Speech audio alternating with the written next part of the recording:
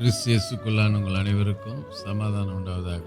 இன்றைய தியானத்திற்காக எடுத்துக்கொள்ளப்பட்ட வேதவசனம் நீதிமொழிகள் 8:16. என்னாலே அதிகாரிகளும் பிரபுக்களும் பூமியில் உள்ள சகல நியாயாதிபதிகளும் ஆளுகை செய்து வருகிறார்கள். ஆமேன். அல்லேலூயா. அவனுடைய வார்த்தை உண்மைதான். பரலோகத்திலிருந்து ஒருவனுக்கு அதிகாரம் கொடுக்கப்பட்டால் ஒழிய ஒருவனும் பெற்றுக்கொள்ள மாட்டான்னு சொல்லி பார்க்கிறோம்.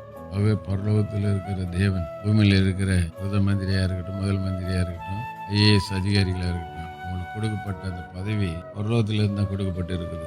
அதுதான் சொல்றாரு, என்னாலே அதிகாரிகளும் பிரபுக்களும் பூமியில் உள்ள சகல நியாயாதிபதிகளும் என்ன செய்யறாங்க? ஆளுகை செய்து வருகிறார்கள்.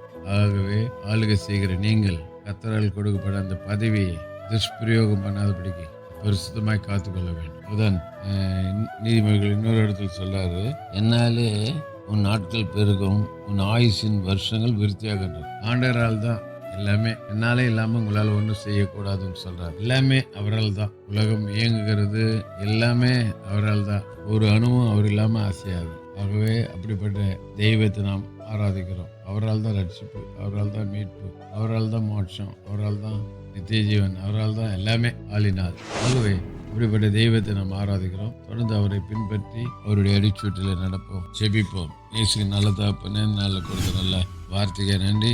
வார்த்தைகளை நாங்கள் பிடித்து கொண்டு வாழ உம்மாலதான் நாங்கள் இயங்குகிறோம் என்பதை உணர்ந்து நன்றியுள்ள மக்களாய் ஜீவிக்க உதவி இயேசுவின் நாமத்தில் ஜெபிக்கிற நல்ல பிதாவே, ஆமென். நம்முடைய கர்த்தரும் ரட்சிகருமாகிய இயேசு கிறிஸ்துவின் கிருபையிலும் அவரை அறிகிற அறிவிலும் வளருங்கள். அவருக்கு எப்பொழுதும் என்னென்றைக்கு மகிமையுண்டாதாக. நம்முடைய கர்த்தராகிய இயேசு கிறிஸ்துவின் கிருபை உங்கள் அனைவரோடு கூட இருப்பதாக. ஆமென், ஆமென், ஆமென்.